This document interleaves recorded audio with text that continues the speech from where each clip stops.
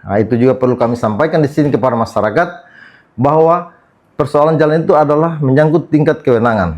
Contoh, ruas Jalan Bahodopi yang selama ini rusak bukan wewenang provinsi, bukan apalagi kabupaten. Pak,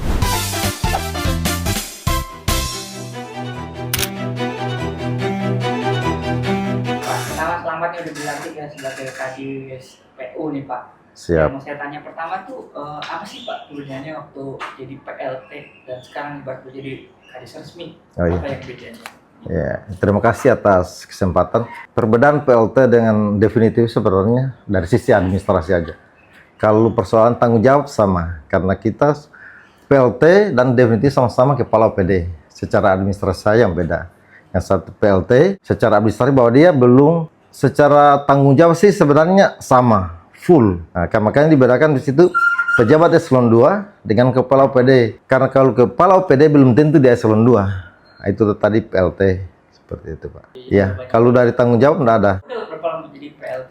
Keluarnya surat PLT itu tanggal 16 Januari tahun kemarin. Jadi kurang lebih hampir 1 tahun. Untuk pertama nih boleh dielaborasi nih Pak secara detail tugas dari dinas PU itu sebenarnya meliputi apa aja sih? Oke.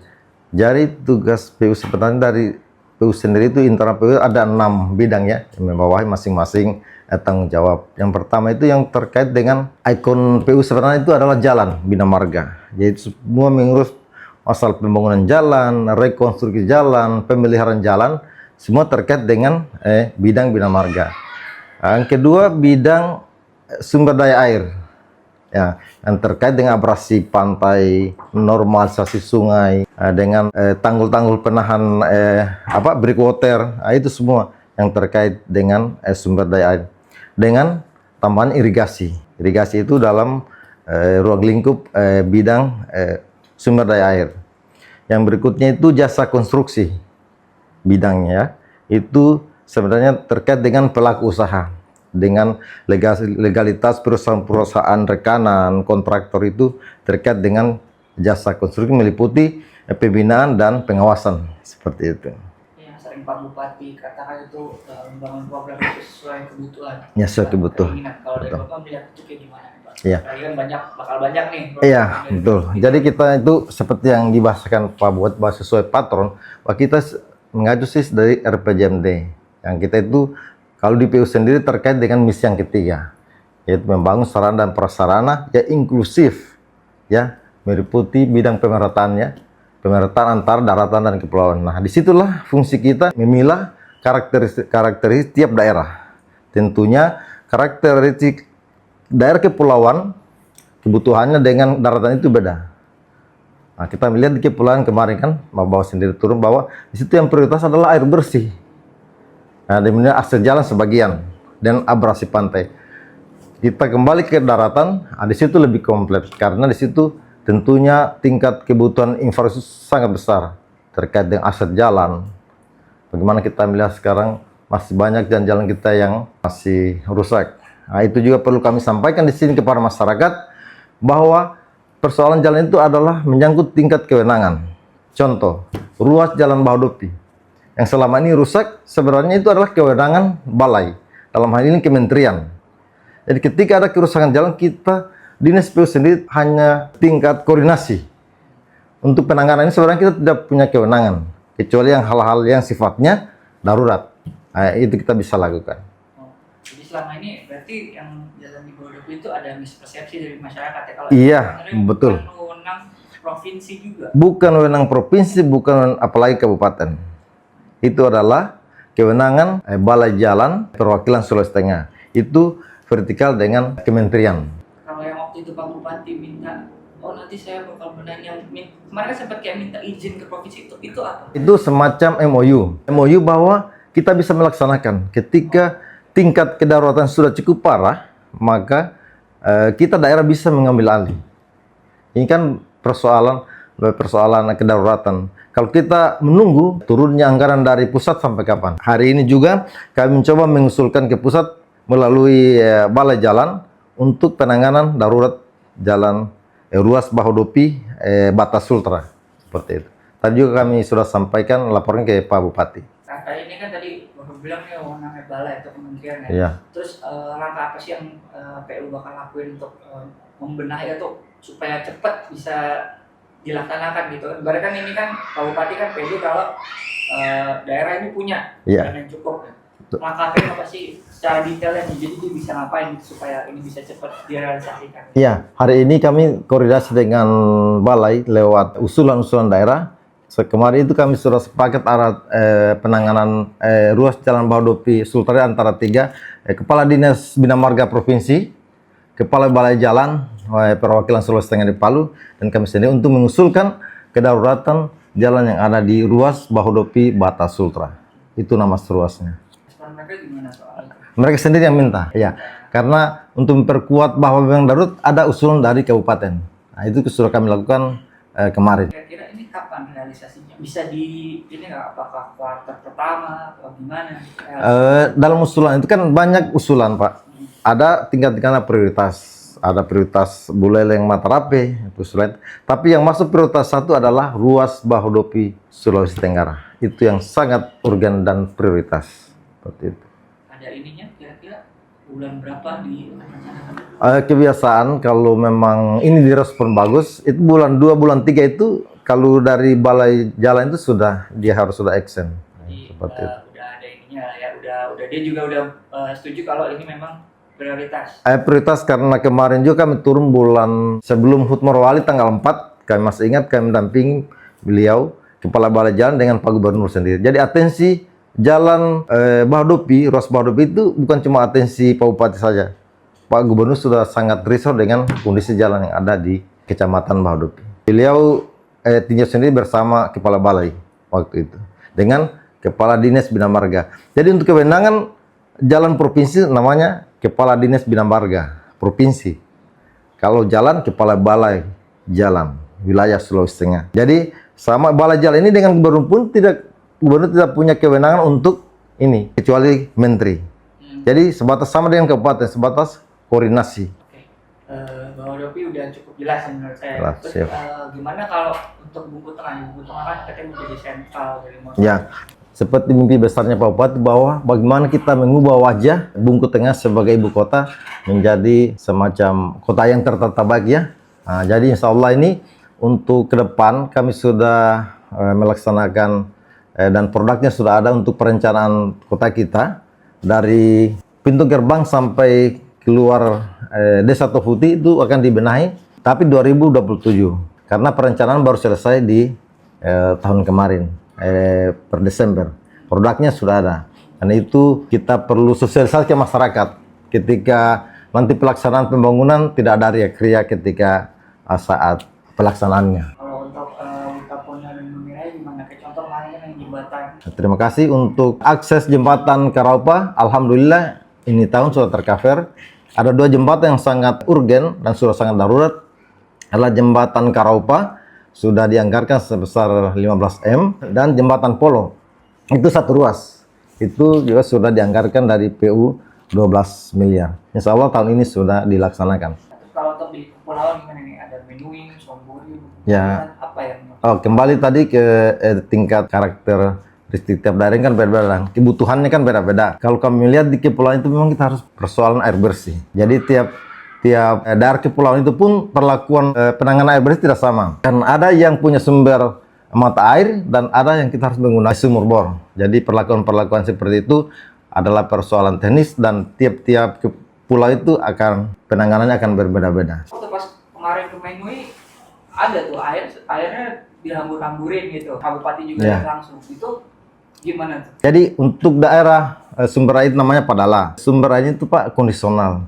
Ada saat-saat tertentu dia kering. Tapi bisa kita antisipasi pada saat kita peninjauan Pak Bupati itu ada kan posisi air lagi melimpah. Dan sudah pernah kami lakukan tahun-tahun sebelumnya mulai 2013 penanganan pompanisasi. Cuma yang jadi kendala adalah masalah maintenance. Kan ketika pompanisasi kan butuh operasional. Nah, di situ yang tidak berjalan. Kadang mesinnya rusak, setelah rusak ditinggalkan. Kembali lagi persoalan seperti semula. Seperti itu. kalau soal yang Pak Bupati juga bilang itu sumber airnya itu kalau bisa didekatkan ke masyarakat, jangan ke jauh di gunung atau gimana itu. Di menu kan ada 2 sumber, cuma satu yang kita tidak tinjau di daerah Buranga. Yang kita pakai di daerah Ulu Nambo itu kan yang daerah Buranga. Kalau itu untuk yang kita tinjau Pak Bupati itu khusus satu desa, Desa Padala.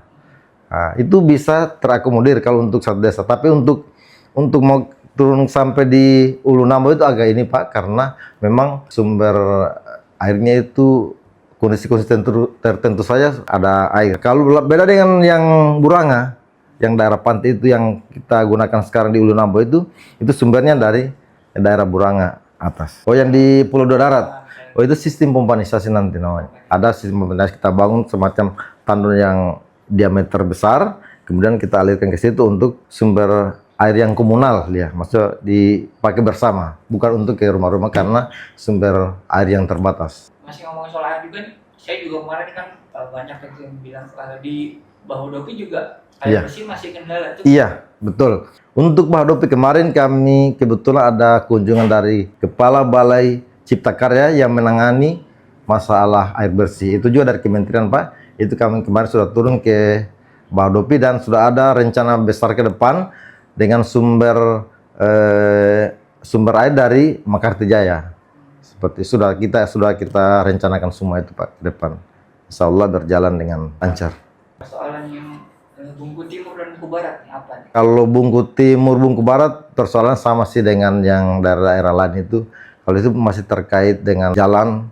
Kalau Bungku Barat persoalan air bersih sudah, karena tiap kecamatan ada namanya IKK, air bersih IKK, air bersih ibu kota kecamatan itu sudah. Bungku Timur dengan Bungku Barat alhamdulillah sudah ada namanya IKK kalau untuk persoalan air bersih. Jadi yang untuk Bungku Barat itu kalau dulu masih masuk prioritas untuk irigasi, sekarang tinggal Bungku Timur. Jadi Bungku Timur itu terkait jalan dan irigasi. Cuma 2, karena air bersih sudah tidak ada masalah. Sama ini kita mau memperkirakan kan pasti ada perencanaan yang mulus gitu. Kira-kira ini dalam menjalankan program-program itu bakal ada kendala apa sih? Kendala uang. Semua kita bisa lakukan kalau seperti bahasa Pak Bupati bahwa kalau uangnya tersedia bisa semua. Katakan yang beliau bilang 3 tahun tuntas. Kalau memang uangnya banyak bisa 2 tahun kalau tergantung uangnya. Ya itu harus berbanding lurus dengan kondisi keuangan kita. Ada cara apa yang PU udah persiapkan untuk ini kan pasti ada caranya. Iya. Bahkan saya juga tahu nih cara kira-kira apa gitu. Dari PU sendiri apa? Yang pertama tadi perencanaan, kemudian data. Jadi kalau untuk membangun sampai full Pak, itu untuk seperti Pak Bupati itu kemungkinan belum ini. Tapi yang faktor prioritas sudah semua. Katakanlah jalan. Kalau kita mau katakan 3 tahun itu berarti kita harus siapkan 1,3 triliun. Berarti kalau untuk PU sendiri dalam 1 tahun 400 miliar ya, masih sekitar 400 miliar lebih. Itu berarti anggaran PU habis di jalan tanpa program-program lain. Tapi yang dimaksud Pak Bupati itu mana program-program yang prioritas itu bisa tuntas. Seperti jalan, mana jalan-jalan yang harus prioritas kita tuntaskan. Irigasi, mana yang prioritas kita tuntaskan. Abrasi pantai, mana yang prioritas, yang urgen, yang kritis, yang kita harus tanggulangi seperti itu. Begitu maksud beliau. Ini kan program-program yang apalagi untuk jalan kan ini vital sekali ya. Iya. Saya penting banget.